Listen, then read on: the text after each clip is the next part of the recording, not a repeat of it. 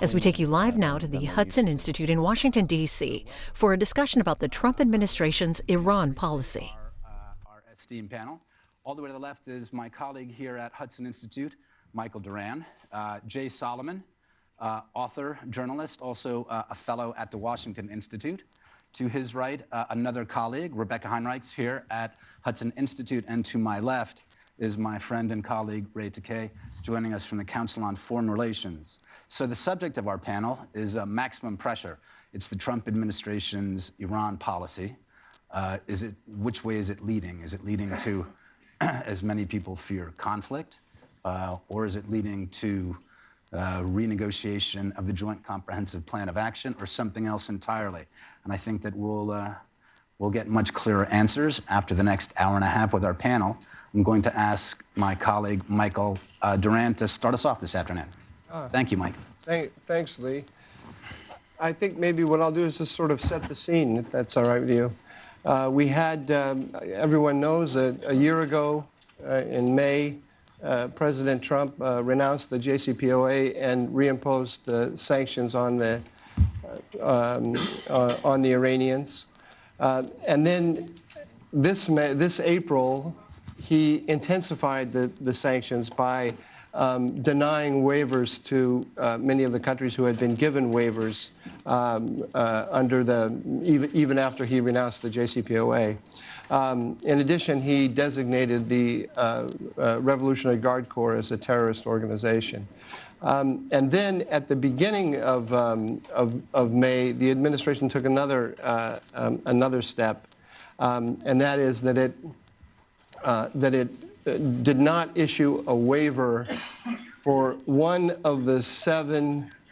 It revoked a waiver for one of the seven waivers that allows Iran to continue what it euphemistically calls its civil nuclear program. And that's the first time that the administration actually moved to stop centrifuges from spinning. And that, I think, was a red line for the Iranians. It's quite striking that they reacted to the first wave of sanctions, and even, I think you could say, to the second wave of sanctions without any sort of significant response. But immediately after the administration went after their coveted right to enrich, as they see it, there was an escalation on the Iranian side. They went from being quiet to acts of violence. They attacked tankers, of course, without attribution.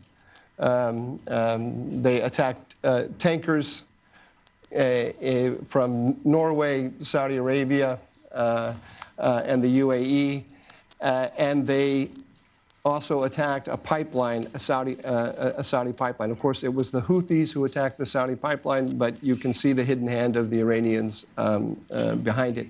At the same time, the Iranian president announced that within 60 days, Iran will begin ignoring the limits on stockpiles that the JCPOA dictates. And he did that in a statement to the Europeans, sort of saying, kind of reminds me of the old Jerry Springer show, sort of, hold me back, hold me back. I don't want to do this, and I give you 60 days to give us some of the money that was promised to us in the context of the JCPOA, and to bring the Americans back into the JCPOA. So it's actually a subtle and complex diplomacy that the Iranians are engaged in. On the one hand, they raised the specter of war.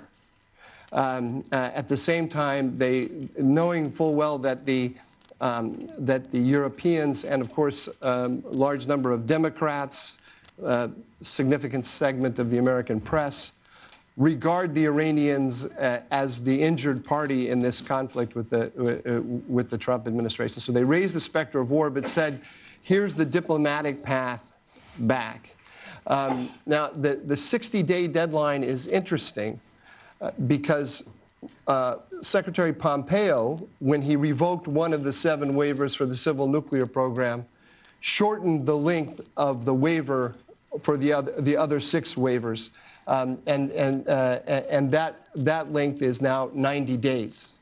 So in 60 days, the Iranian deadline comes due, and in 90 days, the Americans face a question of whether to further curtail the Iranian civil nuclear activities. So that puts us to the beginning of July and the beginning of August, respectively.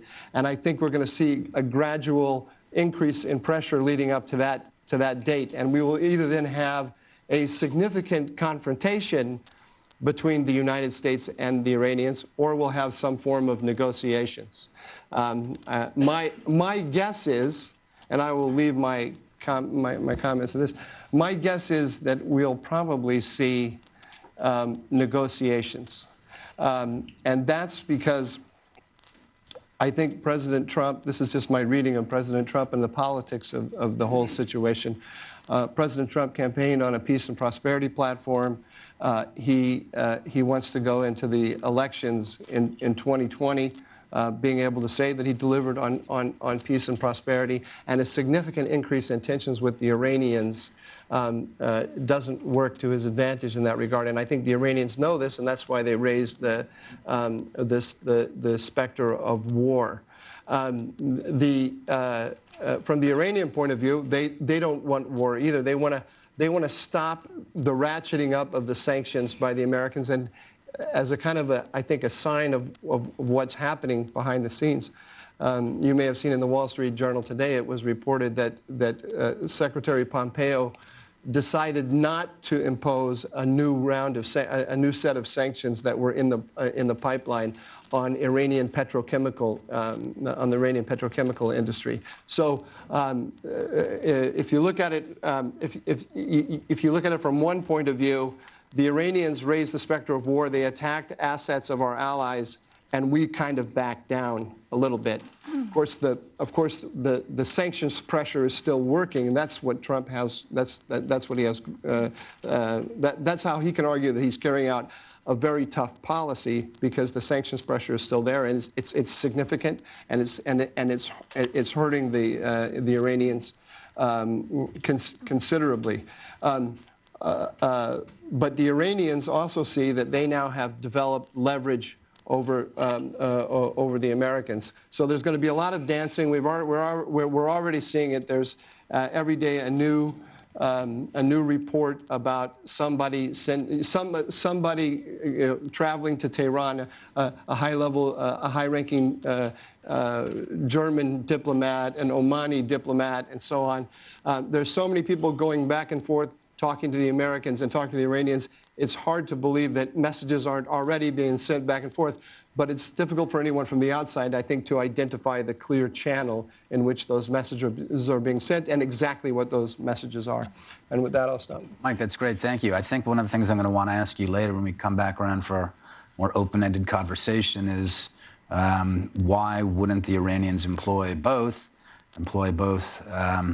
diplomatic measures, negotiations, while ratcheting up the pressure in different ways, and at the same time, the United States has a number of different options as well, especially insofar as people perceive a split in the administration between the president and different a number of his aides. If that might be a way for the administration also to use that to his advantage. May I yeah, make sure, a quick please, on that? I may have made it clear, but let me just emphasize the point you made. The Iranians are very much aware of the split within the administration. Do you think there really is a split? There is a split. Okay. Yeah, there is a split, because we say that it's a maximum pressure campaign, but we're actually kind of 1 foot out of the JCPOA and 1 foot in, because of those waivers on the civil nuclear work. We are still permitting by our policy activities that were legitimated under the JCPOA. So on the one hand, we're saying the JCPOA is illegitimate. On the other hand, we are issuing waivers that allow that the act. We are, because of those waivers on the civil nuclear work. Debate within the American administration is between those who want to get completely out of the JCPOA and shut down the Iranian economy completely, and those who want to stay half in. And that, you can see that, and the State Department wants to stay half in. The argument being, one, that we have greater visibility. It's better for us to have the Iranians in the deal than to have them out. If they're out of the deal, they're starting to develop stockpiles that take them within, give them a breakout capability, and that's a kind of a red line for us, and would require some kind of. If they get close to a breakout capability, then the only answer we have to that is military threat, and so immediately you're back in the game of brinksmanship. Also the Europeans, of course, are lobbying hard. So it's the elements in the State Department and the Europeans against elements in the White House and elsewhere. Okay, and thanks very much. That's great. Rebecca, sure. if you would pick up. Thanks. Yeah, I think that was a great overview of kind of where we are. I'm going to do a couple of things. One, I want to respond just to that last point. The way I actually see it is that the administration is trying to bring along our allies to where we were. I mean, I agree with your assessment that it does seem like we've got one foot in, because that's essentially we're allowing the JCPOA to continue as far as the Europeans are concerned, and other countries as well. And that's because we still are trying to get to the point where we were before the JCPOA, which is that there was a bipartisan consensus and work that led up to the JCPOA, where there was pressure and international isolation that we squandered because of the previous administration's work to bring Iran back into the community of responsible nations before Iran had actually earned that privilege. And so that diplomatic isolation that we had worked so hard to achieve it's been lost. And so now it's very difficult, even though we can really clamp down sanctions-wise, it's very difficult to and we can do that relatively quickly. It's much more difficult to get everybody back on the same page once you've done that. And so there might be a difference in approach and speed between the State Department and the White House on that. But that has been my read of what the State Department folks are trying to do, is trying to get our allies on board before they really take a hardline, more adversarial approach to say, you're not going to get sanctions waivers and we're not going to enforce this. But that brings me to what I think is useful. We can kind of start getting into the minutia of what's going on today, but it's useful to kind of take a bigger step back. And one of the things that I was tracking, I do mostly, the things I'm concerned about are missiles, nuclear weapons, proliferation concerns. And so I was very interested in how the Obama administration was thinking about what the goals were of the JCPOA leading up to the final conclusion of negotiating that deal. And you can actually see the Obama administration change its criteria for what it would consider a good deal in real time. You saw in one congressional hearing, Wendy Sherman, who was the negotiator at the time, say that a final deal, I'm paraphrasing now, should include missiles, because missiles are the delivery systems for nuclear weapons. And in fact, if you look at the North Koreans, they've had a nuclear capability for some time. It's the delivery systems that take a lot more time to get going. And so if you're going to talk about squeezing a regime and that you don't want to have a nuclear capability and a deliverable nuclear capability, missiles go hand in glove. You have got to include missiles. So Wendy Sherman originally told in an open hearing that would be part of a final deal. Within 24 hours, the Iranians came out and said, absolutely not, our missiles included. The Russians went in and made sure that they understood that we're just talking about nukes, not missiles. And very quickly, then you saw Obama officials change that and say, well, now we're talking about, what's the language? Now we're talking about nuclear capable missiles, and if they don't have a nuclear weapon, therefore none of their missiles are nuclear capable. It's like, okay, well, So they can still basically continue to work on the delivery systems with impunity if the deal doesn't consider that. And I say with impunity, and you say, isn't that hyperbolic? Because they're still not allowed to do that.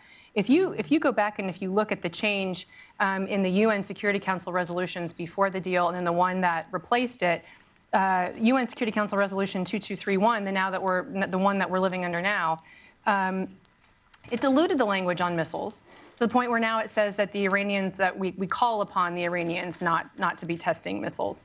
And so if you look now, when the Iranians test a longer range ballistic missile and the United States goes to the UN and we bring our allies and we say, look, this is in violation of 2231, the Russians are very happy to point out the fact that actually it just says call upon. So it doesn't really prohibit them from doing so.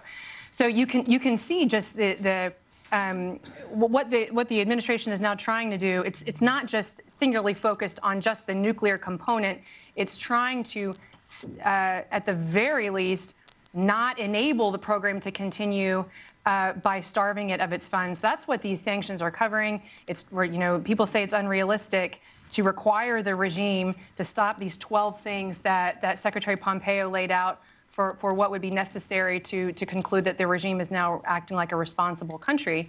Of course, the alternative is to just say, well, I guess it's just going to be an irresponsible country and it's going to undermine U.S. interests and threaten our allies and destabilize the entire Middle East and beyond and sponsor terrorist attacks throughout Europe and whatever else the Iranians are up to. And so now what the Trump administration is trying to do is starve it of its funds to prevent it from at least having the ability that it has had to do this, to destabilize, to fund and sponsor proxies throughout the region, to continue their ballistic missile testing and activity, and then to proliferate that throughout the region.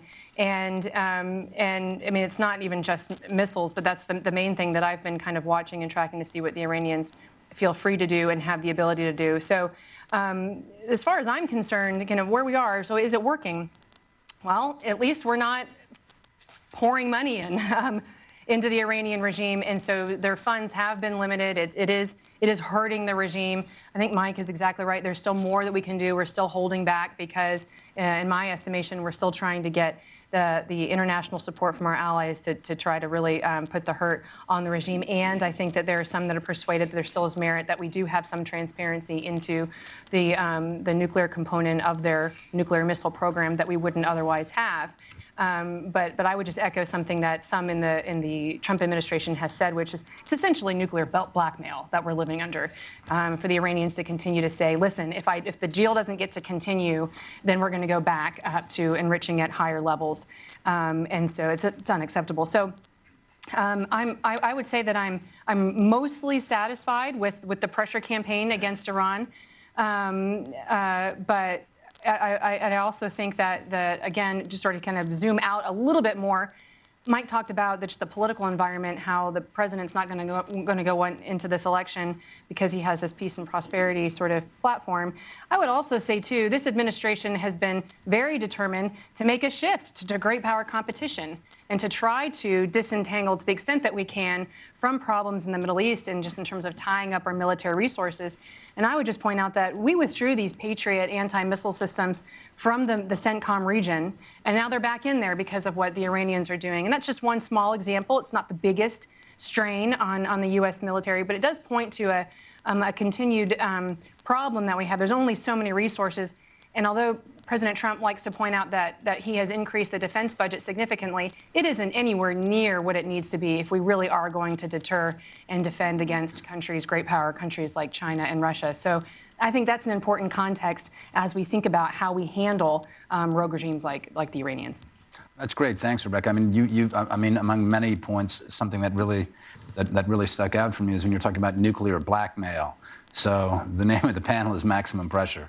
Another way to look at that is to turn it around on the other side. It's like, well, actually, no, we're just not going to pay you for these things. You can see that we're squeezing you, but actually we're not going to pay you to negotiate, as the Obama administration did. We're not going to pay you for these different things you shouldn't be doing anyway. That's exactly right. There seems to be just a lot of antsy. Well, it's not working. The pressure campaign is not working. So what do you mean? The alternative was funding our enemies to continue their malign activities that undermine U.S. interests at the region. We're no longer doing that. To me, that's a significant improvement. It's going to take some time to get us back to where we were before the Obama administration's shift in foreign policy. And then my last point on that, the other piece of this, you have the maximum pressure campaign, which is what we're doing with sanctions, but you also have what we're doing in terms of enabling and empowering our allies that are the enemies of Iran, these weapon sales to the Saudis. That is absolutely part of what we're doing to try to right the ship from the previous administration. And the more we can get our allies to really, truly cooperate with us and so that they are stronger. I just remind people, these rockets, these Houthi rebels that the Iranians are funding and resourcing, they're shooting rockets at Riyadh, at the capital city. This is not so. This is what the Saudis are facing, and so I think to the extent that we can provide that check and a rebalance, that helps the United States not to feel so much pressure to kind of go it alone to fix this problem. Yeah. Thanks. I'm just going to ask very quickly if you would please mute or turn off your phones, just so your neighbors around you can hear the panelists, and also out of respect for the panelists, please. And whoever may be watching on TV. So if you would please mute your phones. Thank you. Jay, if you would continue. Thanks very much. Well, I look at the maximum pressure campaign and whether it's going to work very much on just a dollar cents kind of level and very much targeted, focused on their oil exports, because I really think, you can all the military stuff, all of the rhetoric at the bottom line of this is Iran's finances and whether they can sustain this type of financial pressure. And I covered the last kind of cycle of negotiations between the Obama administration and Iran which started in 2012, 2013. And there's been a lot of debate whether the Iranians, did they really come to the table because of the financial pressure, or was it we kind of gave what they wanted? Iran normally is an exporter throughout, last couple decades, number 2 or number 3 in OPEC, depending upon where things stand, exporting between 2.75 to 3 million barrels a day.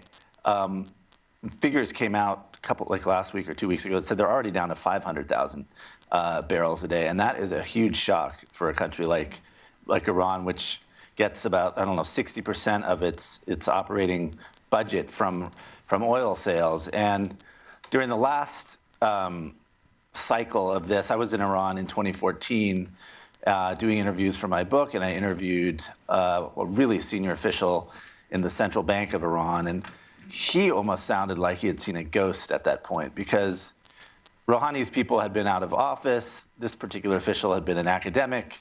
They'd come back into power after Ahmadinejad had left, and they knew that there was some sort of finances of the government were not great. But when they actually saw where things were, this official described something about a $200 billion hole in their banking system, and you see this sprint by the Rouhani team to get to negotiations with the Obama administration. And it was portrayed, the financial situation, to the supreme leader as a national security threat. Apparently they had like PowerPoints about just how bad Iran's finances were back in 2013 when Rouhani came back into power. And I think if you look at the situation now, Iran is in a much worse situation in 2019 than they were in 2013. During Ahmadinejad's decade in power, they had sky-high oil prices that allowed them to weather the sanctions for a pretty long time. And Ahmadinejad had disastrous economic policies, which I think Rouhani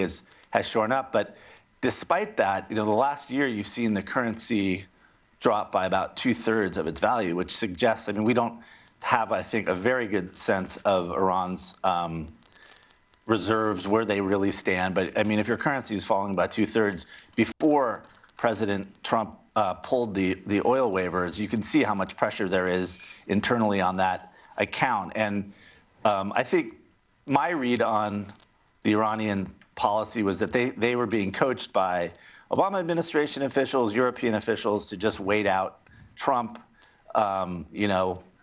will give you enough economic incentives from Europe, from China, from Russia to help you weather the next 2 years. But I think what we've seen in the last couple of weeks, the last couple of months, I think the Iranians don't think they can weather this type of financial pressure for another 2 years. It's just, if you 500,000 barrels today, I think there's a good chance, you're probably not going to get them to zero, but I think a lot of people who study the Iranian economy say if they're at $300,000 barrels per day, they're going to be insolvent pretty quickly. And when you get to that, all this other stuff, the rhetoric, the military, it's going to be very hard for the Iranians to weather that. So the question, again, is how are they going to respond? I think, as Mike was saying, that there have been signs that they're hinting at escalation, whether it was Islamic Jihad shooting rockets in Gaza or the Houthis being active in the Persian Gulf. They want to send those signals that they're going to be active militarily. They've started, I think an IAEA report was put out today that showed that they are starting to ratchet up the production of low-enriched uranium, and that they could be pretty much in violation of the JCPOA in as soon as a month if they keep going on that level. So they're sending signs of escalation, but I still question, and I think from meetings I've had in the past with the Iranians, their ability to finance this a real type of escalation is questionable, given where they are right now and how much worse they are today than it was in 2013. And I guess there are two ways they could go. I mean, they could escalate further and just sort of go for broke. But I think, as Mike was saying, there has been this kind of back channel starting to seem to appear. The Iranian officials, Zarif was in New York saying, we're not going to negotiate, but we will negotiate about prisoners. So there seems to be flexibility. And I mean, from the last cycle, the Iranians were very adept at being in this terrible position when Rouhani was in power, to just within, I mean, he came into office, I think, in June or July of 2013. By November of 2013, an interim nuclear agreement was in place, and we were essentially paying them $700 million a month, or repatriating their oil revenues to keep them in the negotiating cycle. And that caused, the pressure the financial pressure on Iran to diminish quite quickly back in 2013, 2014, which I think strategically, tactically was a mistake. We should have maintained the pressure on Iran even as we started negotiating. And from these back channels, we see to President Trump's rhetoric, he doesn't want a war, it's pretty clear. He wants to talk about some big deal. So even though there's a lot of skepticism towards the potential for negotiations, given what I've seen in the Iranian financial system, I wouldn't rule it out. And the question is, how does Trump play it? Do they go back to how it was done under the Obama administration, which was to really ratchet down the financial pressure as the negotiations happened? Or do they stick to this maximum pressure campaign even as they return to negotiations? So I think that's going to be interesting to follow over the next 6 months to a year. Hey, that's great. Thanks very much. And you raised something which had never really occurred to me before. How much, as the economy starts to bottom out, at what point do you hit a place where the regime figures that they cannot afford to escalate in different ways? They cannot afford to escalate in different arenas around the region where they would normally do this? And also, how much does it cost to run that nuclear program, right? So at what point do you get below where you're still like, well, now we've got nothing. We can't escalate, and it costs too much money to run the nuclear program the way that we would normally threaten the Americans and the P5. I think Rouhani was interesting because during the period of the JCPOA, he was pretty honest at times. He gave a speech once where he basically said we were getting to the place where we might not have been able to pay our civil servants because it was such. I mean, there's sometimes a difference between an economic shock and a financial shock. My first job at the Wall Street Journal was in Indonesia in 1998 when the currency collapsed. And you went out to rural Indonesia, people were still farming, but the financial sector had collapsed. They couldn't. The government was having trouble running. I think Iran could be a similar situation where maybe you were hearing problems already outside anyways, but if you're an oil-based economy and it's choked off like that, that's a real concern if you're trying to run a government. Yeah. That's already facing all sorts of protests and labor unrest because of the position where the economy has already been for the last couple of years. Jay, thanks very much. Ray, if you would. Sure. I'll be brief, given everything that's said and the way Mike Duran filibusters, as he always does. But I want to kind of highlight a few things. Is how the maximum strategy of pressure, how to defy the conventional wisdom. I want to go back to litigate this issue historically, because here's what you were told at the beginning of the maximum strategy of pressure. You were told that if the United States left the JCPOA, the United States would be isolated, not Iran. Wrong. You were told that if the United States left the JCPOA, it could not multilateralize its economic sanctions. Wrong. And what essentially that meant is that European businessmen, European commerce, would go along with the sanctions regime irrespective of the opposition of European politicians. The third thing you were told, that there's no possibility of bringing Iranian exports of oil down to zero without convulsions of the global economy. Wrong. The fourth thing you're being told is that maximum strategy of pressure isn't going to work. So, you know, you can make that determination on your own. That's very good context. So that established the context of how innovative it was. I do think, in terms of the Iranian domestic situation, I think that the regime has one of the weakest regimes in 4 decades of the Islamic Republic's existence, and not just entirely because of the strategy of pressure, but because of the cumulative delegitimization of the regime that began in 2009. It is today a regime really without a constituency. The Iranian people have arrived at 2 judgments that they arrived at also in the late 1970s. Number one, that the regime is incapable of reforming itself. There's no possibility that this regime can use its own constitutional provisions to liberalize its politics or make it more representative. The second thing that has been decided is not just economic decline and recession that was chronicled, is the same sort of a corrosive spirit permeates Iran today on the issue of economy that it did in the late 70s. Namely, not just that the economy is declining, that the good times are over. I didn't get mine, and I know who did, and it's never going to be good again. So the idea is that the regime cannot meet the economic expectations of the people, and the economic good times are over, and those who were tied to the regime through patronage or what have you are the only ones who benefited. That essentially puts the context of economic recession in a different context, in the context of a population that doesn't believe that the regime can deliver on the economy, and should it get more benefits from abroad, those benefits are going to be apportioned among its constituents, among the remaining dwindling group of supporters. That even if economic good times come, even if economic benefits return because of negotiations and diplomacy, it's unlikely to benefit the population. That is a determination that is quite damning. I think among the many things that Mike said that were true is that we are heading toward negotiations, because I don't think Islamic Republic can afford war with the United States. I don't think the political system can sustain it. I don't think the system has the power to do it.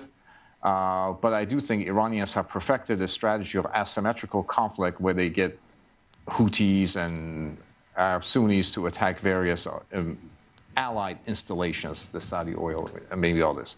I don't think you'll see direct confrontation between the United States and Iran, because that's not the way they operate. They operate in a campaign of terrorism where, as Mike said, the complicity is clear, but given the forensic documentation that the United States Pentagon requires, is disputed. So they cannot afford war, but they do benefit from war hysteria. The Islamic Republic has never won a war or lost in negotiations. And I think what you're getting into a situation now is the negotiating table is being set.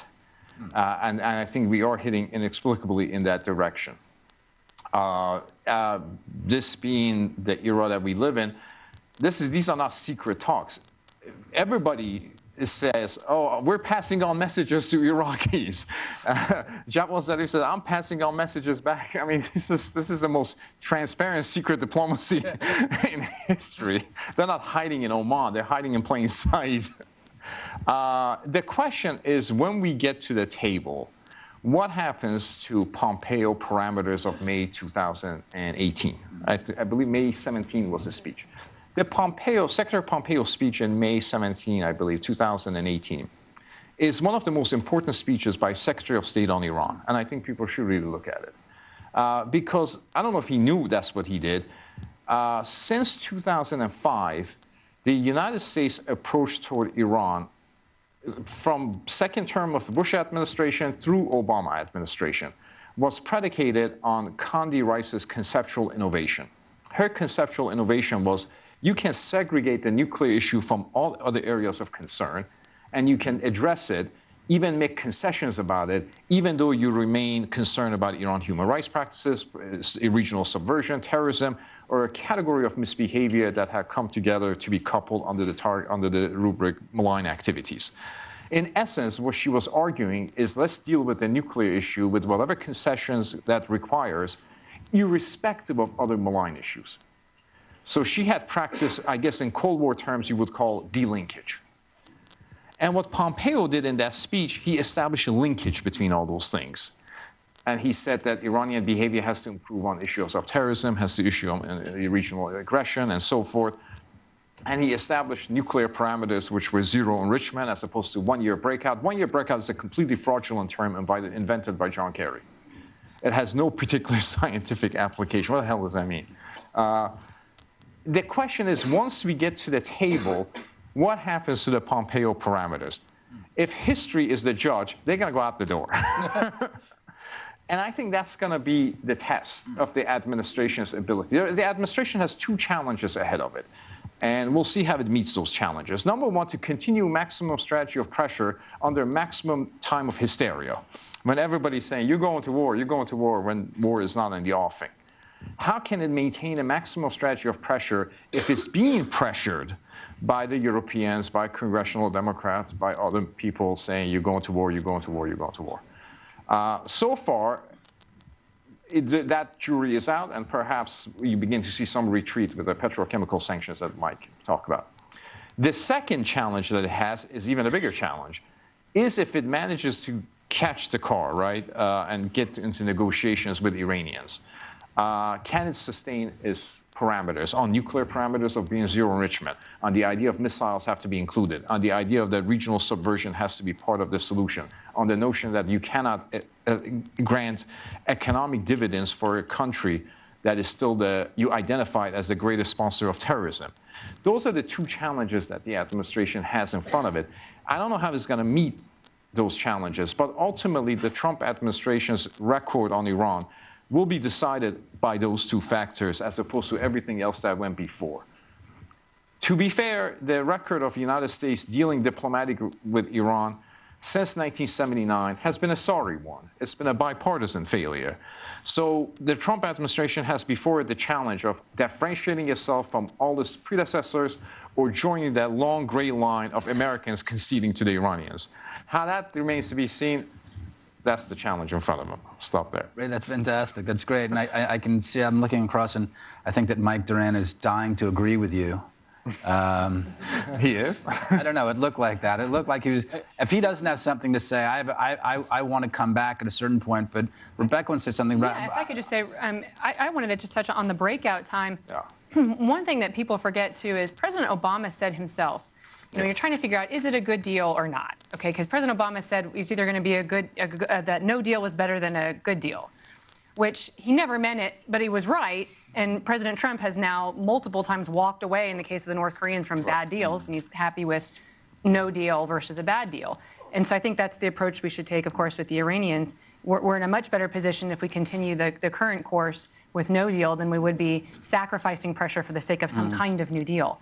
But on the breakout period, I would say President Obama said himself that if the Iranians followed the JCPOA, so they didn't cheat, that the JCPOA would extend the breakout period by a few months, right. Would get us to a year. So we were already at, even by his own math, all we bought was a few months, still living essentially under nuclear blackmail from the Iranian regime, and that's if everything went well. I mean, I just want to say one thing about the breakout period and how we come to 1-year breakout period that people talk about.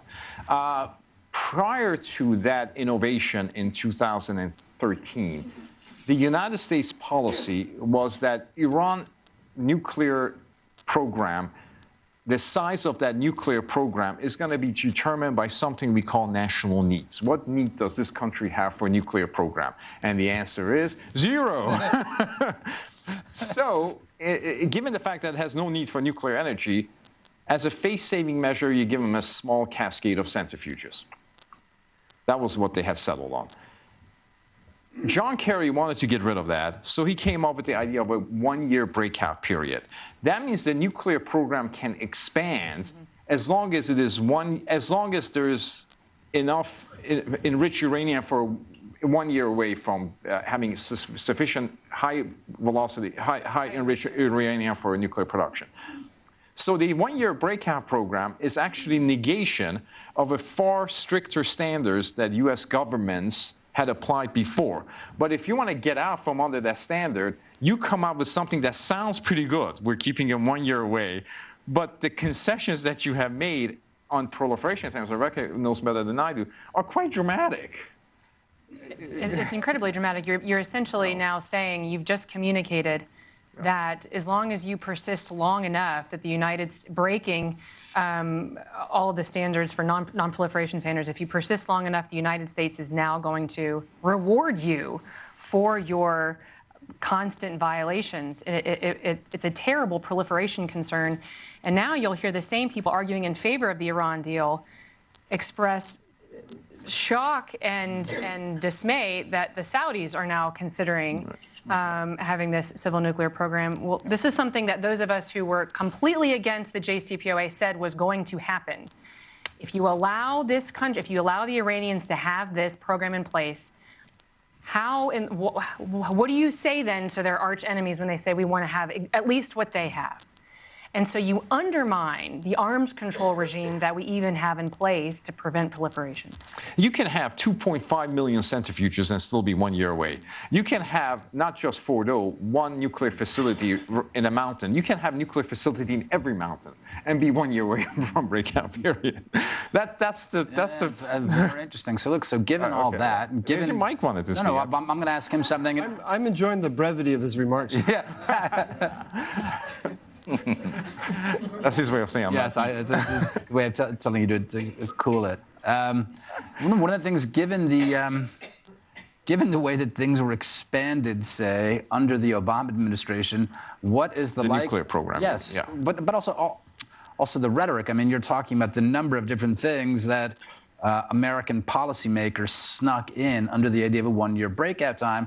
So what I'm asking is, you're saying it will be difficult for U.S. negotiators, if they do go into negotiations with Iran, to hold on to the Pompeo, what should we call them? Parameters. The 12 parameters?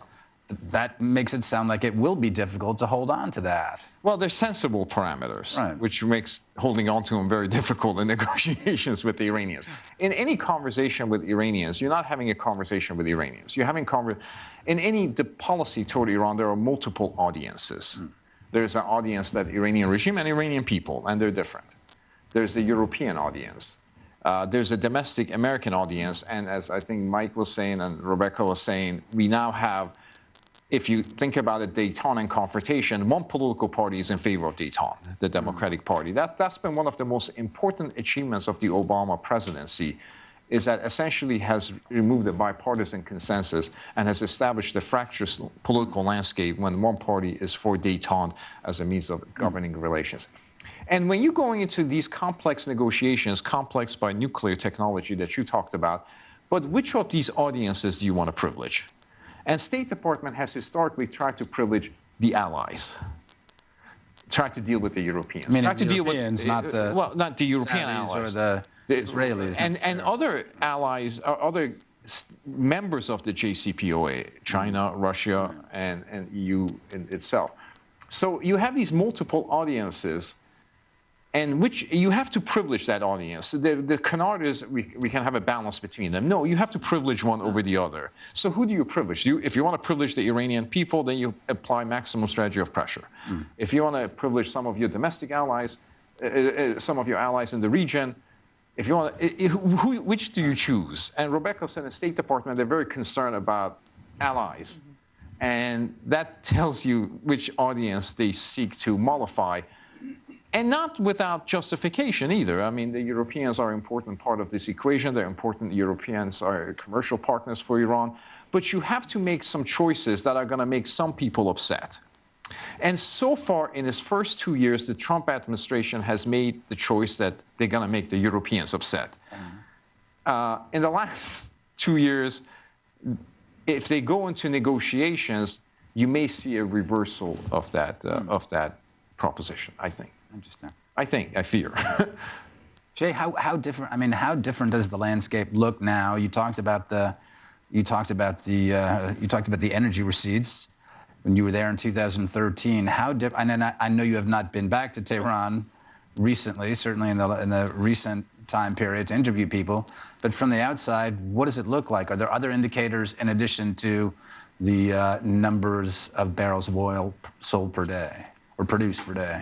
I mean, you see it tracked pretty closely, the number of protests, labor unrest because of the deterioration of the economy. I mean, it's complicated because Zarif and a lot of the senior officials have come out and said, oh, we never got the benefits of the economic growth. But it was pretty clear that the Supreme Leader did not want some huge flood of cash coming or foreign investment coming in to Iran. He wanted to get back his oil money. He wanted to stabilize the financial system. But I always thought it was pretty clear from who they were arresting in Tehran that, dual nationals who might be the tip of the spear of some foreign investment coming in, these were the guys getting thrown into jail, which I think was to kind of retard this idea that we're open for business. I think they wanted enough money to stabilize their economy, but also allow the Supreme Leader to sort of keep those powers at bay. So, but I think, yeah, the amount of labor unrest, just I wish we had accurate figures as far as their reserves, because your currency doesn't collapse like that even before this latest oil shock if you really have deep reserves. So I just think the entire context in 2019 is a lot worse for Iran than it was in 2013, and they were panicked back then. So that's why, despite the general rhetoric that there's no way, they're too proud, right. You can't talk down to Zarif. A lot of this rhetoric, of course, coming from former American policymakers. Right, and Zarif himself. I'm kind of skeptical that that's really where they are. Mike, if I can ask you for a second, if we can make the picture a little bigger, expand it somewhat. So what does it look like regionally for the United States and its allies? And I'm talking about very large. Let's go from the Eastern Mediterranean to the Persian Gulf. Well, Ray made the very important point that about Mike Pompeo reestablishing linkage between what the Iranians are doing in the region and their nuclear their nuclear program. That we have to deal. Our policy has to deal with the totality of the Iranian threat.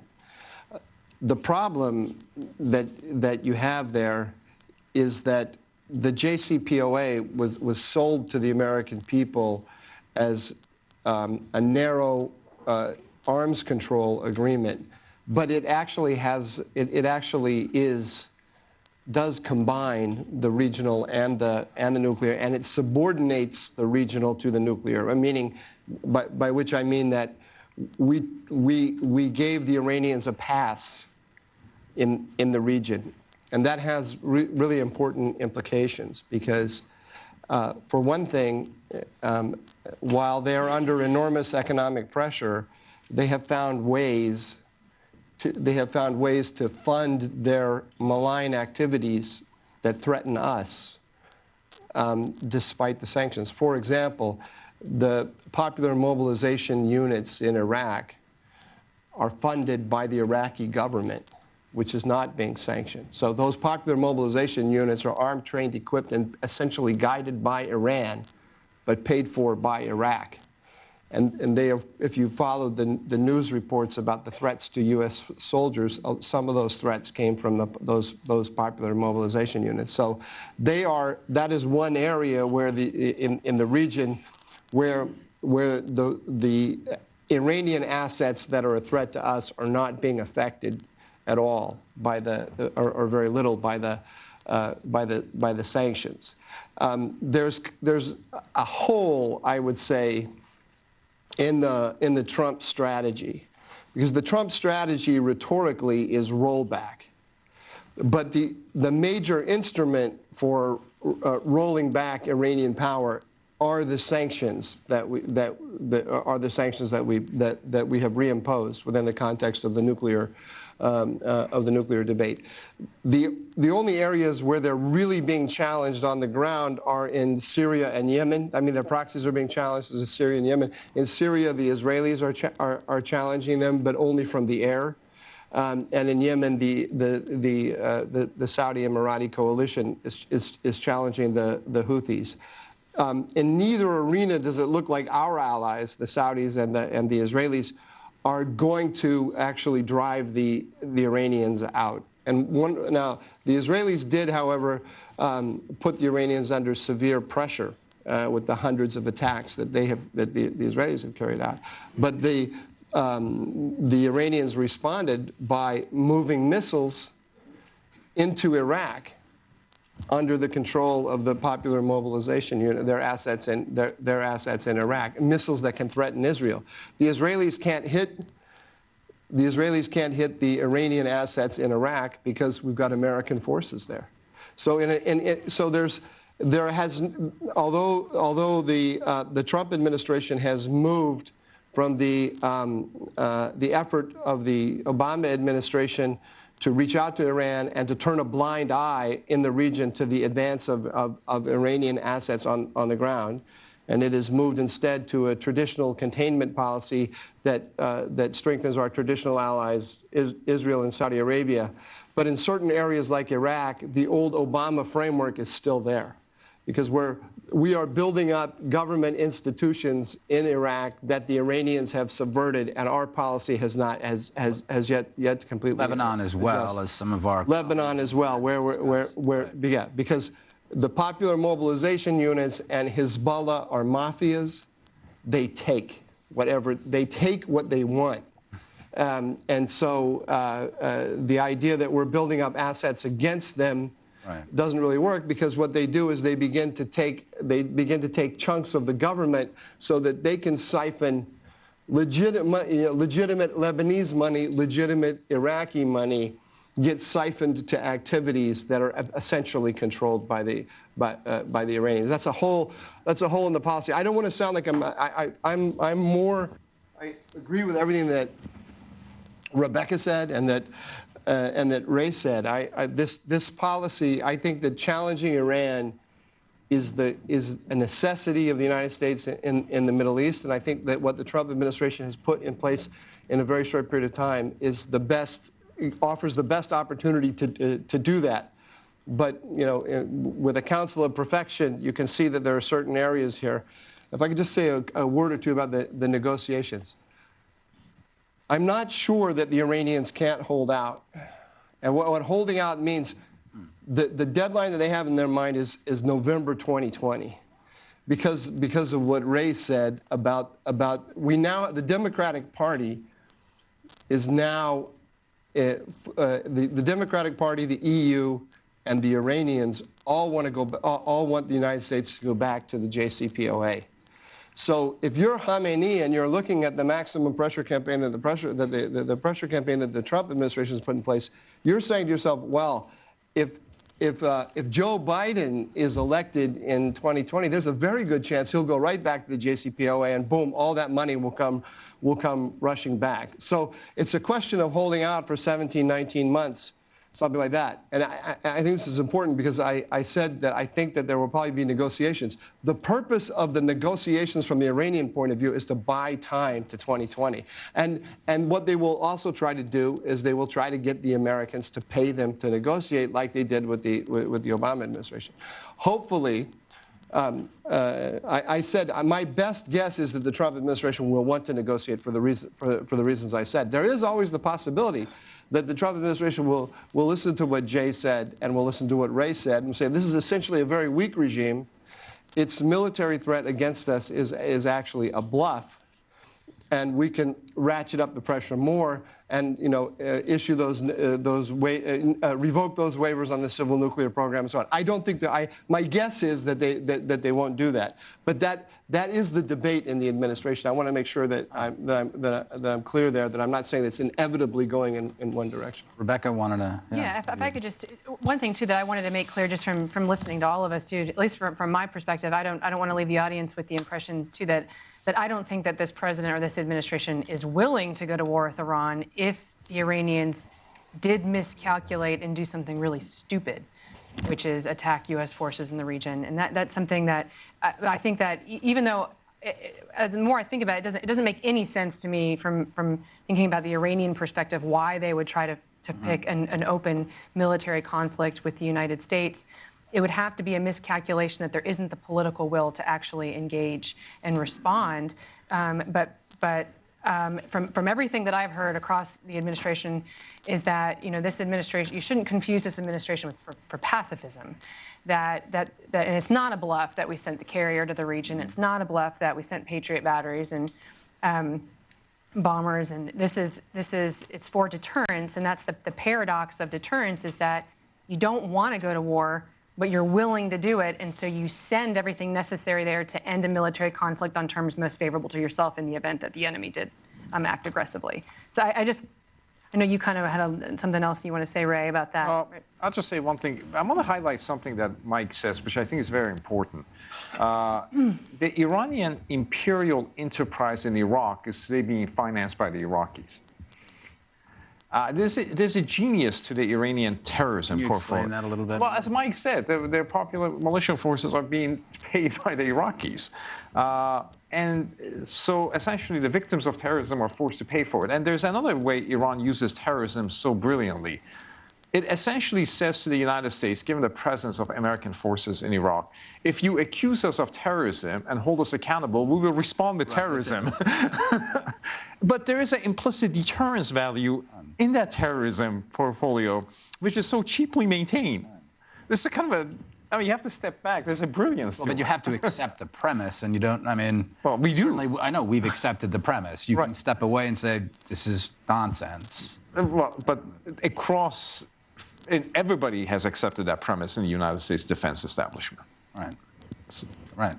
Jay, you were going to... Yeah, I just wanted to say one thing about the linkage issue, because that was always during the Obama administration, and then the decision about whether to stay in the JCPOA, because there was some legitimate desire to sort of make it a better JCPOA by staying in it. But when you really looked at sanctions and if there was a desire to push back against Iran regionally, it was almost, I don't know how you could do that and stay in the JCPOA, because the Obama crowd would say, well, we're maintaining sanctions on their malign activities, but just pulling the nuclear sanctions. But when you got to the end of the day, basically everything went out the water. You could hit a few, companies by name who are exporting missiles, but the oil warfare you couldn't do if you stayed in the JCPOA. So that's where the linkage issue became really complicated. Well, their idea was, they kind of wanted out of it was, as Mike has written about at length, this was part of an exit plan to get out of the Middle East, in a sense. Give it to Asia.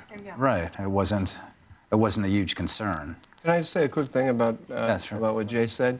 The Obama administration redefined the sanctions that were imposed on Iran for the totality of its behavior as nuclear sanctions. And they did that explicitly. I mean, they all of a sudden, ballistic missiles, sanctions that were put on Iran for ballistic missiles, for terrorism and so on, were suddenly nuclear sanctions. And then also they allowed the Iranians to put into the JCPOA, or help the Iranians, but however you want to put it, issues that are not nuclear. Right. So the restrictions, as Rebecca mentioned, the restrictions on the ballistic missiles were the international legal prohibition on their ballistic missiles was lessened by the UN resolution. It doesn't really even prohibit it. It just calls upon them. Calls upon them. Please don't do it. So it lessened the pressure on them regarding that, and then the JCPOA lifts all the restrictions after, I can't remember if it's 6 or 8 years. Also, conventional arms sales, the restrictions on that, the conventional arms embargo is lifted within the context of the JCPOA. So the JCPOA it didn't simply legitimate the Iranian nuclear program, it also legitimated tacitly and explicitly the imperial project of the Iranians in the region. And you talked about, and I want to ask everyone for a short answer for this. Then in a few minutes, I want to see if there's any questions from the audience. But why don't we go through this, and I'm going to ask you to start, Mike. Then if you're talking about what the game right now is with the Democrats and with Europe, is to tell the Iranians to hold on, wait it out. How much of the JCPOA is left for them to latch on to, say, with a Biden, O'Rourke, Kamala Harris president, whatever, Bernie Sanders? How much is left? How much will be left in 2 years? The framework is still there. I mean, the Iranians are arguing. The Iranians are making their case, which they have. They put an edge to it by carrying out these acts of sabotage and against the tankers and the attack on the Saudi pipeline. But their argument is still, let's return to the framework of the JCPOA, and we are still giving the waivers for those for the civil nuclear activities. So it could be reversed in a day, and this is what the argument of the people in the Trump administration who let's call them those who are in favor of absolute maximum pressure. Mm-hmm. They're saying we have to do now what the Obama administration did to us, and that is make it extremely as hard as possible for the next Democratic administration to just simply reverse it. So let's completely end all of the U.S. support for the civil nuclear program. How much of that would that also have to do with the Pompeo parameters, making sure that those are a part of what people talk about? Well, I mean, can you legislate the Pompeo parameters? I doubt it. No, not legislate them, but I mean, to what extent? I mean, if you're talking about going and negotiating, these have to be kept in mind. Right. I mean. If you're looking at the framework 2020, the worst thing would be if Pompeo gives up on the Pompeo parameters. Then there's nothing left to hold. JCPOA is an agreement that is sort of disappears as you look at it. And in 2022, 23, you begin to see installations of high-velocity centrifuges, which is a stipulation of a 6-7 year period of research and development, which is not expiring. This series of nuclear crises are going to come about when Iranians start installing high-velocity centrifuges, IR6, IR8. They already have probably about 1,000 IR2Ms that they can do. So this agreement is not just, I mean, maintaining JCPOA is maintaining an agreement that in a few years allows Iran to install high-velocity centrifuges. And whoever gets to the table is going to be a very contentious table, whether it's the Trump administration or a successor. Because the first thing Iranians will do is say, here's the bill. $7 trillion for the damage that you caused our economy by unilaterally abrogating your obligations on the JCPOA. Here's your bill. Let's talk about the bill. First, you got to pay the check. There's an entry payment to coming back to the JCPOA. What makes you think that that's their first move? Because that's what they do. And they're particularly, they're particularly good at picking on the weak and the vulnerable. So if the American negotiators go That's who you perceive as weak and vulnerable. well, American whoever you negotiators. perceive as weak and vulnerable. American lawyers. Precisely. So it's going to be a challenge. I mean, people think we're going to maintain the ramparts of the JCPOA. There are no ramparts left by 2022. And the other thing you heard around the time of the JCPOA in 2015 is we're going to maintain the agreement but push back on Iran. This is what pushing back on Iran looks like. How many people are for it? This is what it looks like. Pushing back Iran is un-antiseptic. It's not without friction. That was always a fiction. Well, but the fiction is useful for it to be explored and explicated, right? Yeah. Because this is what pushing back on Iran looks like. It's interesting, though, there seem to be splits on the Democratic side on the JCPOA, because It's how fast to get back. But I mean, I remember during the time, you hear Democrats now said, well, of course there was always going to have to be a follow-on agreement, which was not how it was sold. At the time it was sold, it was... We're the ones who are saying that now, who's making... People like Bob Einhorn, I've seen him write about saying, well, he's more saying, by 2020 the JCPOA doesn't really work. But you kind of hear it woven into some of the discussion was from the Democratic side that, well, we always knew there would have to be a follow-on agreement, which I think if it had been sold initially as, yeah, this is kind of a first phase and then we'll have to have a second phase, that might have sounded But the language logical. it was sold was no. The language was sold. It blocks all pathways to proliferation, right. and the gold standard of inspections. Right. And it was almost a peace agreement. Mike, I'm going to ask Rebecca first, then we'll swing back around to you. Yeah, I would just say too. I mean, when you're watching the news and you're listening to commentary on this particular issue, watch all of the people who say that the United States is escalating to war. Those are the same people, many of the same people who said that it was either Iran deal or war. Yeah. Those are the two choices. And so in order for that to be true, and the United States is dissolving the Iran deal, even if it's not as fast as we want it to be happening, then they, in order for them to be right, then there must be war, and that the United States is, it's strange how it seems like they're clamoring for it, when that is actually not the policy of this administration. They don't want war, they're willing to do it, but only if the Iranians act aggressively. But there is this whole other spectrum of what's in between Iran deal or war, and that's confronting the Iranian regime for all of their malign activities and starving them of the resources. And I would just say one more point on the Democrats. There was a piece that just broke, I think, today that shows that there are former Obama officials who are going to Capitol Hill and collaborating with members of Congress and trying to get everybody, they basically carrying the message that everyone just needs to hold out and wait and wait out this administration for the next one, and that they're cooperating with the Iranian regime towards that end, which I think is just a shame. Mike, were you gonna?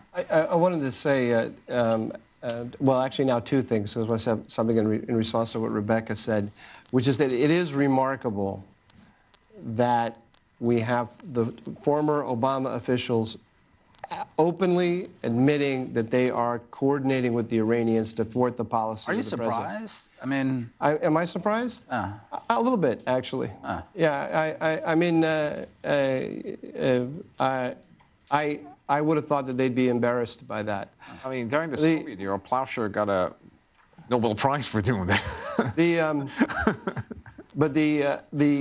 It's also remarkable that the propaganda that the Democrats are using, that the former Obama team is using, is identical to the Iranian propaganda. I mean, Javad Zarif coined this term, the B team. Right. That's Bolton, MBS, and Bibi Netanyahu, and Trump shouldn't listen to the B team. And if you look at the Twitter feed of Ben Rhodes, the former Deputy National Security Advisor for Strategic Communications of President Obama, he's saying exactly the same thing. I mean, literally the same thing. Can I ask, is it possible that the Iranians might forget that propaganda started with them? I mean, that strikes me as actually a potentially dangerous thing. How do you mean? That they actually come to believe this. I mean, we see this happen all the time. People believe their own information operations. And if you're talking about, this is certainly what happened in large parts of the Obama administration. If they're putting this out and if they're saying, stop it, we don't want war, there will be war, they're moving towards war, to what extent does that go through the regime and people actually come to believe that? No, I think they know exactly what they're doing, okay. which is that they are they are trying to influence the balance of power within the administration and isolate those elements in the administration that want to they want to get Bolton fired for sure, and they also want to, but they want to stop the ratcheting up of the sanctions. That's the goal, and they are using the Europeans. You know, they're saying, Europe, you must go convince the Americans. On that point too, you know, I would just. John Bolton is, you know, I think an incredibly valuable player for this administration, simply because of the reputation that he has. I mean, I kind of joke, but I'm also kind of serious. Having him in the room during negotiations is like having an aircraft carrier in the room with you, which is provides a greater credibility, I think, to the words that you're saying. And so it's good to have them there. And then the other thing that I would say is to remember, people like to say, I've been watching this on Twitter, people who do not like this president say, I think things would be better if it was just President Trump. His instincts are right. The problem is John Bolton. Baloney, they think that. Yeah. And they're saying that, in my view, if you look at everything that they're saying, that message kind of ends up in media, in some media outlets. And it's almost like they think that they're going to convince the president to say, oh, you're right, I am smart and great and wonderful. And it's Bolton who's the problem, which is just simply not true. President Trump campaigned on being very hawkish and tough on Iran. Well, Trump is interesting, as he said, well, there's so much misinformation. This is actually useful for me right now. So that's another aspect. Mike, were you going to say something else, or did you? I did have another point. Just very quickly on what Ray said about the follow-on deal. It's important to remember that before President Trump made the decision to renounce the JCPOA and reimpose the sanctions, there was an effort to fix the deal. And there was a negotiation between the Europeans and the United States on this. And the negotiation to fix the deal fell apart on the issue of the sunset clauses. Because what the Iranians got from the JCPOA was the legitimation of their program and a date certain when all of the restrictions on that nuclear program were going to disappear. They are not about to ever give that up. And so those people in Europe who don't want the administration to put pressure on Iran came up with this idea and said, well, of course we always knew there would be a follow-on agreement. Well, we never knew that. The Iranians didn't know that. The Iranians are not about to have a follow-on agreement. And there was an episode here on Twitter that was interesting. The French ambassador here wrote he wrote a tweet in which he was attacking the hardliners on Twitter and said, we always knew there was going to be a follow-on agreement. Apparently, there were telephone calls from Tehran to Paris, sure, and then from Paris to Washington, and that tweet was deleted.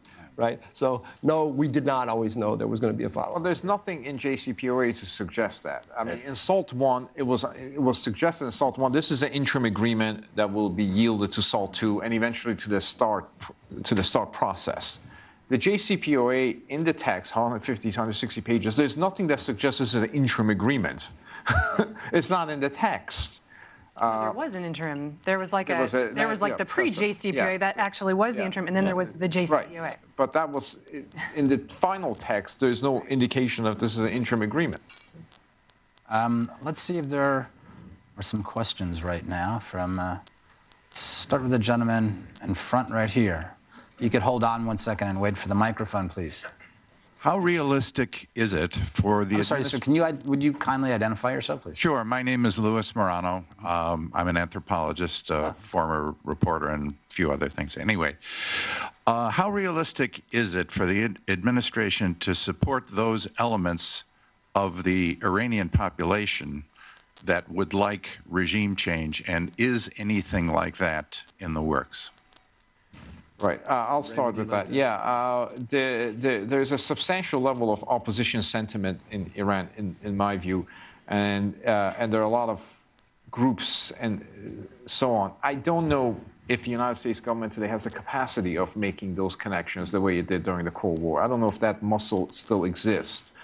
I don't know if it's being trained. So I don't know what the United States government is doing. But the idea that there are opposition group sentiments and forces within Iran that want to have a different government than the Islamic Republic. That, to me, is clear, is indisputable.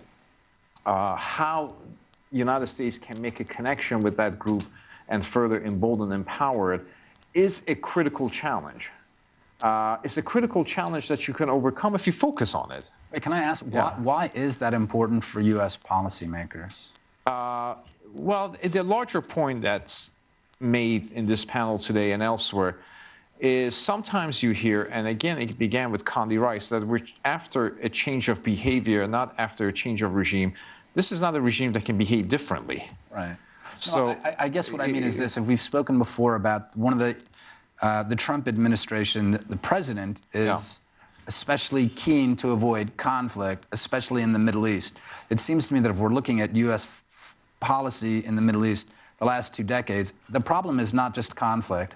The problem is also that the United States has gambled on being able to pick winners in the Middle East. Right. And this seems to me an enormous failure as well. And so that's why I'm saying, why is the United States, what is the advantage of looking in different places, whether this is Iran, whether it's Iraq, whether it's Lebanon, what is the advantage at this point for the United States to seek to choose winners when we've done a very bad job of it? Well, I can't speak about whether we chose the right allies in Iraq or Lebanon. I do think there is a sentiment that favors a different Iran within Iran itself, a non-Islamist imperial Iran, an Iran that focuses more on its domestic reconstruction, an Iran that focuses more on its immediate region, the Persian Gulf, an Iran that can be a responsible stakeholder.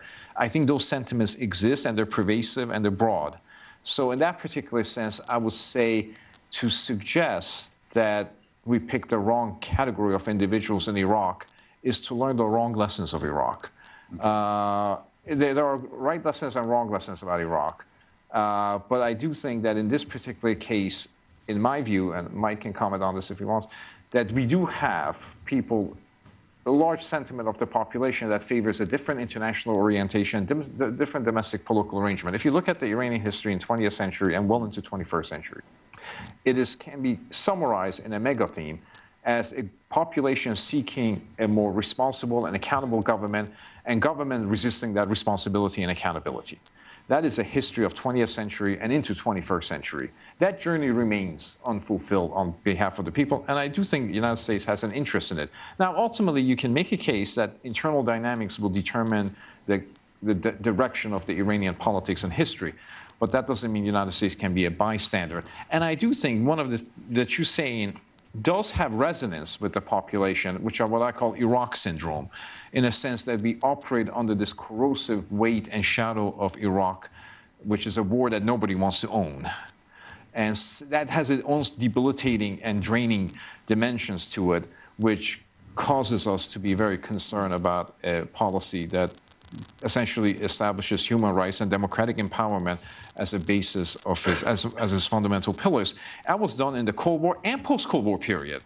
It was the Democratic Party's Bill Clinton that talked about democratic enlargement and so forth. Okay. Gentleman in front here, if you can hold on 1 second and wait for the microphone to come up. It's coming up in 2 seconds. Thanks. And if you can identify yourself as well, please. Thank you very much for excellent discussion. My name is Mohammad Hossein Bor, American Baluch Council. Because the title was Maximum Pressure, of course, as you know, Iran has two Achilles heel. One is, of course, the export of oil, which is being limited due to the sanction. But the other one, of course, as you know, is the known Persian national groups, which are more than 50% of Iranian populations, that are Baluch, Kurds, Turks, Arabs, Turkmens, and these people have been fighting for their own freedom, autonomy within Iran for the last 70 years since they were occupied, because Baluchistan was... Sir, I'm sorry, but if you can ask a question. Yeah, so the question is in connection with what was discussed, internal dynamics of why the international community particularly the U.S., they have not used this winning card to exercise the maximum pressure. And of course, also it will be very helpful if Hudson Institute hold a seminar on this to invite the representative of these groups to Mike, would you like explore to give this dimension of Iranian Thanks, politics. Because, as you know, Iran was Persia till they changed the name in 1925. Right. Mike, would you like to give that a shot in terms of internal dynamics of Iran and maybe elsewhere in the... Sometime around, I don't remember the exact date, 2005, 2006, I think it was Google, it's one of the Silicon Valley giants, published a map of Iran in which they put Iranian Azerbaijan in the country of Azerbaijan. They put the border, to the south. And the Islamic Republic went apoplectic. And they saw a conspiracy by the United States to dismember Iran. I thought it was very interesting because, as the gentleman has suggested, it showed the sensitivity of the nationalities issue in Iran. There are Kurds, Azeris, Baluch, and so on. Historically, it's been a kind of a red line for the United States to get involved in supporting ethnic opposition to the Islamic Republic.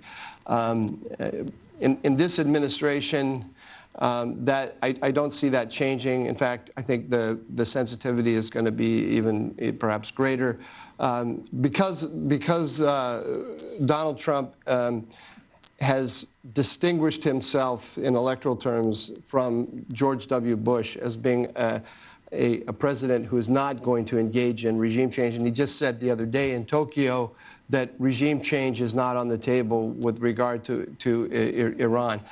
In addition to his sort of ideological inclinations, our system, the CIA and the State Department, they are strongly averse to that kind of diplomacy, and it's even more alarming to the Europeans, which increases the sensitivity in our system. So I'm as much as I agree with your analysis, I just don't think it's going to happen. Let's go here again. The woman on the aisle, if you can identify yourself. Oh, right there, thanks. Hi, good afternoon. Tatiana Smilovsky with RIA Novosti News Agency. Thanks a lot for this conference. Sorry, can you say that again? Tatiana Smilovsky with RIA Novosti News Agency. Some of you, maybe all of you, believe that we are moving towards negotiations between the US and Iran. And as of now, we've seen multiple claims by the Iranian leadership that they are not going to negotiate with Trump administration. And I'm just wondering, how do you think they are going to sell it domestically, that how this we'll see this change of rhetoric? Second question is probably more for Jay. There were multiple reports that Iranians are using cryptocurrency to avoid sanctions, and maybe you have some insight on that. How effective can be that tool? Are they actually using it a lot? If you know anything. Jay, you want to give that? Thank you. Thanks. You want to give the cryptocurrency, I mean, the Iranians are good at all sorts of ways of evading sanctions. They did it. I mean, they've kind of schooled at it. I still think, if oil exports are below 500, down to 400, 300,000, these kind of little efforts aren't going to matter that much. So I think in the broader scheme of things, if their oil exports are that low,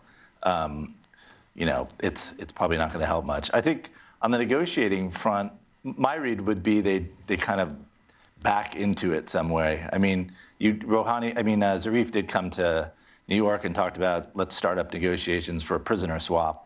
He said that very overtly. I mean, I think if it moves, it would probably start in some sort of channel like that, and then move to broader diplomacy. So I think they could sell it domestically through a whole lens of ways. Can I just say, I think it's an important question you're raising.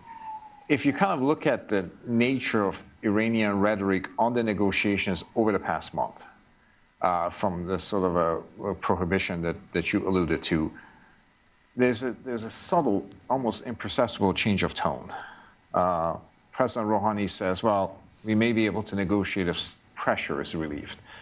And the leader gave a speech on May 22nd, I believe, in which he said that, I was always against the JCPOA and negotiations with Americans, but that was an executive decision by the government.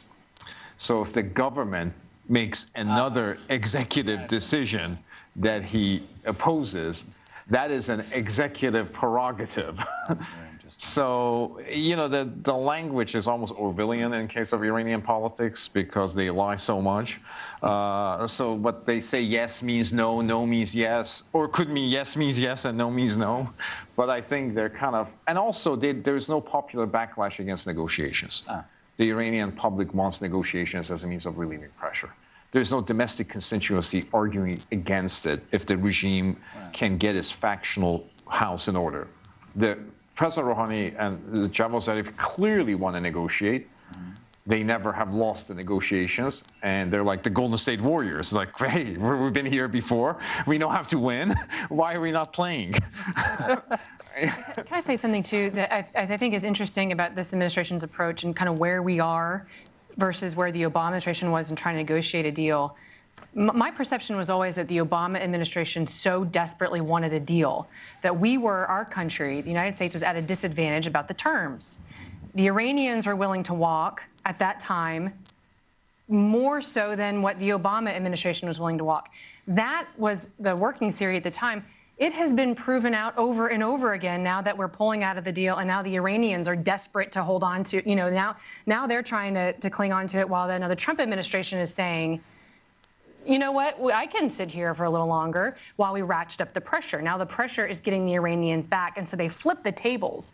And I think the more that we can solidify that table flipping so that the Iranians are the ones that are desperate for the deal, and the Americans are saying, you know what, we're already in a better place than we were over the last 8 years, the more we can do that. And then we don't have to get any kind of deal.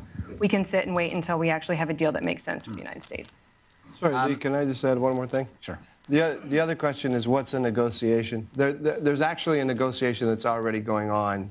You can see it. There was a couple of weeks ago or a week ago, President Trump said, don't threaten the United States. I will end Iran. Then today we read that the United States decided not to impose sanctions, and we're hearing a softer rhetoric coming out of Iran.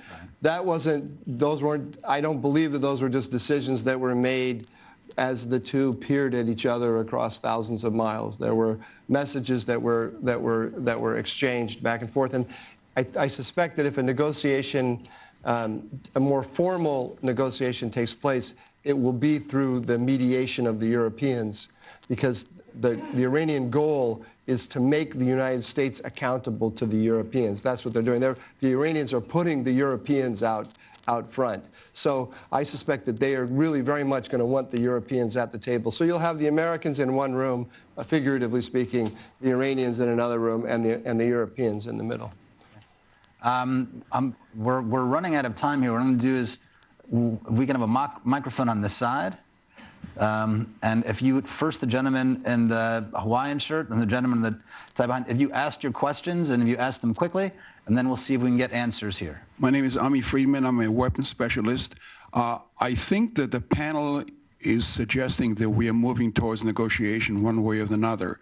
That might be a misleading conclusion in light of the fact... we really need a question. Okay. We're running out of time. The question is, in light of the fact that the Iranian strategy is to maintain dominance and hegemony in the Middle East, and the only way they can reach it is through nuclear power, doesn't that imply a permanent, unacceptable situation for the United States and its allies in the Middle East?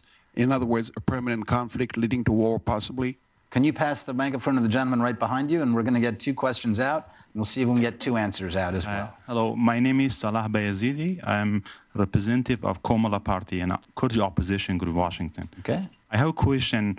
Just when 2 months ago, the man-made flood was in Iran, we heard the news that large units of Iraqi Shia militia into Iran under pretext of the aiding the victims. But we had a news that those units never left Iran.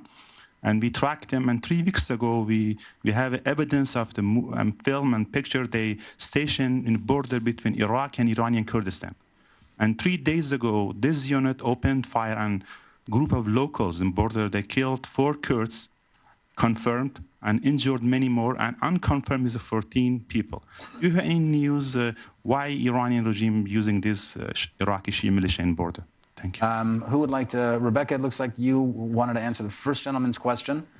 Yeah, I mean, I just think that our entire panel kind of spoke to that question, which is that I don't think the choices are some sort of deal or war, or that that's necessarily because, at this point, the Iranians have a very nation-limited nuclear program that is not what it needs to be to provide the coercive effect that it wants it to have. And as long as the United States maintains pressure that we have now, our goal is to ensure that it never happens with the cooperation and support of our allies.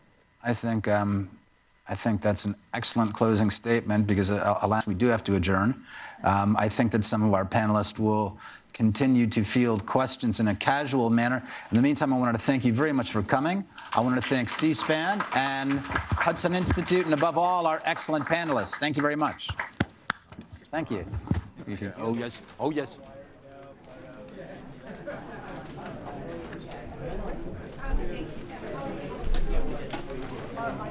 Thank you.